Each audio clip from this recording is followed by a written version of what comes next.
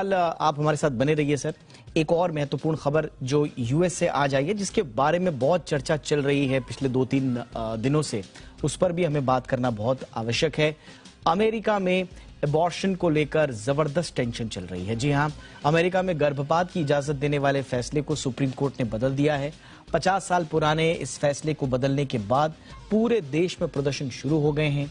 हुआ क्या था, जरा आपको ये बताते हैं। दरअसल शुक्रवार को अमेरिकी सुप्रीम कोर्ट ने 1973 के एक फैसले को पलट दिया। 1973 में रो बनाम वेड मामले में महिलाओं को गर्भपात की इजाजत दी गई। तब सुप्रीम कोर्ट ने कहा था कि गर्भपात कराना या ना कराना महिलाओं का अधिकार है। अब 50 साल बाद सुप्रीम कोर्ट ने इस फैसले को पलट दिया है। सुप्रीम कोर्ट ने इसे असंवैधानिक करार दे दिया है। इस फैसले के बाद अमेरिकी राज्य गर्भपात को लेकर अलग अलग नियम बना सकते हैं। माना यह जा रहा है कि सुप्रीम कोर्ट के फैसले के बाद आधे से ज्यादा अमेरिकी राज्य गर्भपात कानून को लेकर नए प्रतिबंध लागू कर सकते हैं। यहां पहले ही 13 राज्य ऐसे कानून पारित कर चुके हैं जो गर्भपात को गैर कानूनी करार देते हैं, लेकिन सुप्रीम कोर्ट के पुराने फैसले की वजह से वे इन्हें लागू नहीं कर पा रहे थे। लेकिन अब जब सुप्रीम कोर्ट ने अपना ही पुराना फैसला बदल दिया है तो ये कानून भी लागू हो जाएंगे। अमेरिकी राष्ट्रपति जो बाइडेन ने सुप्रीम कोर्ट के इस फैसले को भारी भूल करार दिया है। सुप्रीम कोर्ट के इस फैसले का असर भी दिखना शुरू हो गया है। यहां कुछ राज्यों में अबॉर्शन क्लिनिक बंद होने शुरू हो गए हैं। संभावना जताई जा रही है कि करीब 3.5 करोड़ से ज्यादा महिलाओं से उनके राज्य में गर्भपात का अधिकार छीन लिया जाएगा। Health care organisation plan parenthood की ओर से जारी आंकड़ों के मुताबिक केंट की, लुइजियाना, अरकान्स और ये साउथ डकोटा समेत तमाम कई राज्यों में ऐसे कानून पहले ही लागू हो चुके हैं। मिसिसिपी और नॉर्थ डकोटा में प्रतिबंध वहां के अटॉर्नी जनरल की मंजूरी से मिलने के साथ ही लागू हो जाएंगे। इडाहो है, टेनेसी है, टेक्सास है, यहां अगले 30 दिनों में ये प्रतिबंध लागू हो जाएंगे। अमेरिका में लंबे समय से गर्भपात विरोधी कानून पर बहस जारी है। हाल ही में एक प्यू सर्वे जो वहां पर हुआ, उसमें सामने आया कि करीब 61% वयस्कों ने गर्भपात पूरी तरह से कानूनी होना चाहिए, ये अपने सुझाव दिए और अधिकांश मामलों में कानूनी हो, ये भी उनका कहना था, जबकि 37% लोगों ने कहा कि ऐसा नहीं होना चाहिए। अब हमारे साथ रविंद्र सचदेव लगातार बने हुए हैं। हालांकि इसमें कोई डिप्लोमेटिक रिलेशनशिप जैसा अमेरिका के लिए कोई संकट नहीं है, लेकिन उसके लिए एक आंतरिक चुनौती बड़ी उभर कर सामने आई है और खास तौर से यहां पर प्रो लाइफ कहकर इस फैसले को दिया गया है सुप्रीम कोर्ट की ओर से। रविंद्र सर, आप इसे कैसे देखते हैं? आम अमेरिकी जनमानस के दिल में जो चल रहा है और सुप्रीम कोर्ट की जो रूलिंग वहां पर आई है, जो बाइडेन के शब्द कहें, आज मैं पढ़ रहा था बराक ओबामा साहब का भी स्टेटमेंट आया है कि इसमें जो हमारी निजता का हनन इसमें शामिल है। तो कुल मिला के जो पॉलिटिकल स्टैब्लिशमेंट है वहां पर और आम बाशिंदे हैं, उनकी मोटा मोटा अगर देखा जाए तो उनकी विल की अगेंस्ट ये सुप्रीम कोर्ट से रूलिंग आई है। आगे आप क्या देखते हैं इस पूरे मामले में? अमेरिका में क्या माहौल होगा?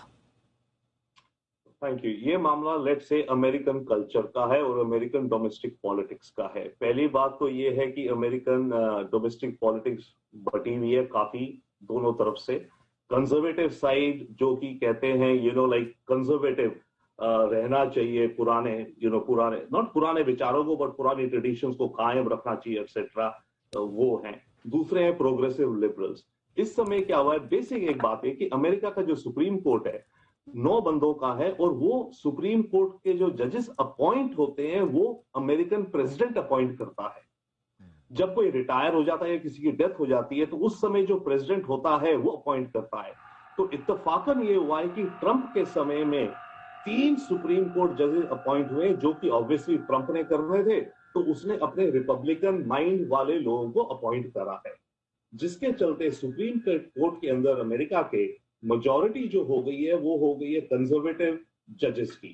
अब ये जब मुद्दा आया तो इन्होंने इसके खिलाफ वोट कर दिया, जो जजमेंट अपनी दी कि ये वैलिड नहीं है ये जो जजमेंट थी।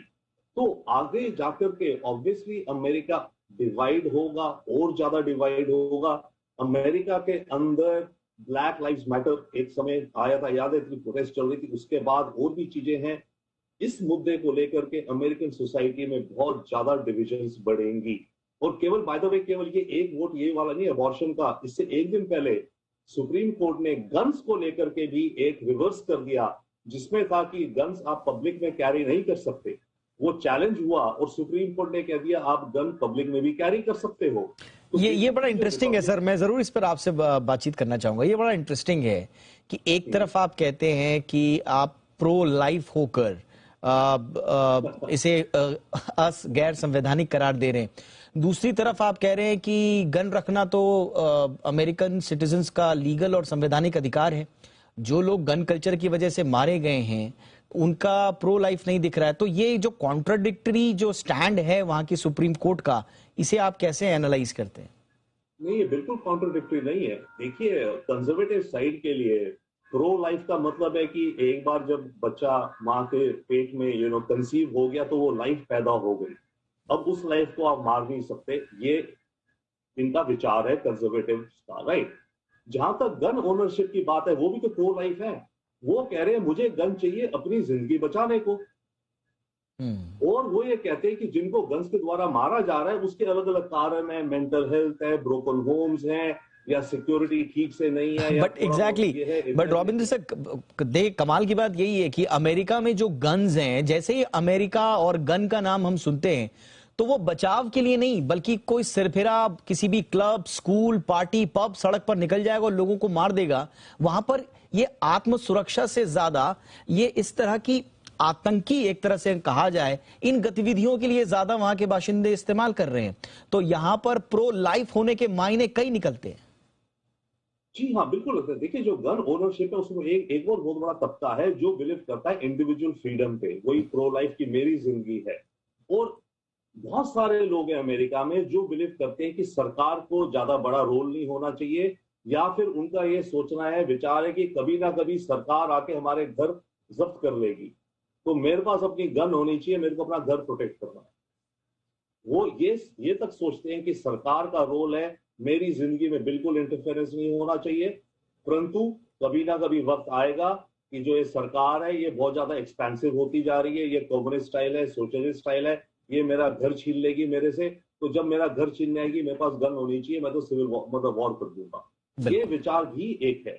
तो गन्स का वहां रहा। जहां तक अबॉर्शन की बात है, अब अबॉर्शन में इशू ऑब्वियसली, और इसका कोई तोड़ नहीं निकलेगा। अमेरिकन सोसाइटी डिवाइड हो गई है, सुप्रीम कोर्ट ने जजमेंट दे दी है, इसका कोई कुछ नहीं कर सकता।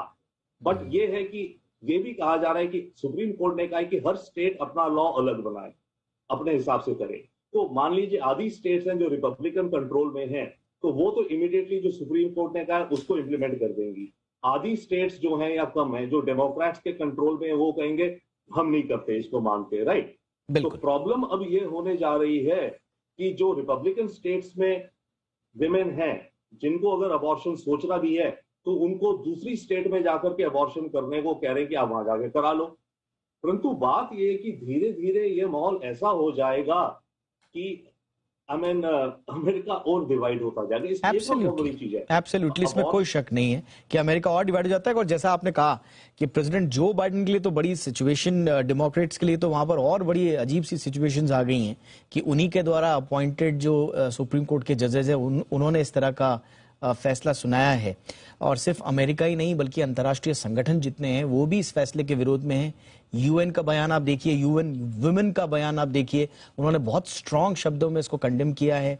WHO का बयान मैं आज पढ़ रहा था, उन्होंने तो बहुत बड़ा पोस्टर लगाया है। उनका साफ तौर पर कहना है कि एबॉर्शन इज हेल्थ केयर, गर्भपात जो है वो हेल्थ केयर है, और अगर आपने बैरियर्स हटाए अबॉर्शन से तो ये वुमेन की जिंदगी, उसकी हेल्थ और उसके ह्यूमन राइट्स पे कुठाराघात होगा।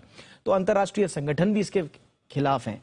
अब देखना ये होगा कि ये जो चारों तरफ से दबाव बन रहा है अमेरिकी सुप्रीम कोर्ट पर, इसका कोई असर पड़ेगा या वहां पर नहीं पड़ेगा। रॉबिन सर कह रहे हैं कि बिल्कुल नहीं पड़ेगा, ये वहां का एब्सोल्युटली। तो अब देखना है कि जो बाइडेन इससे कैसे पार पाते हैं, और क्या उनकी ही पार्टी द्वारा अपॉइंटेड सुप्रीम कोर्ट के जजेस द्वारा प्रोनाउंस किया गया ये फैसला, अब चुनावी आने वाले मध्यावधि वगैरह उनमें भी क्या इसका फर्क पड़ेगा, क्या उसके राजनीतिक इंप्लीकेशंस होंगे, ये भी देखना बड़ा दिलचस्प होगा। बहरहाल बहुत बहुत शुक्रिया सर वक्त निकालने के लिए, और इन दोनों मुद्दों पर आपने बहुत ही शानदार विश्लेषण दिया। Thank you so much.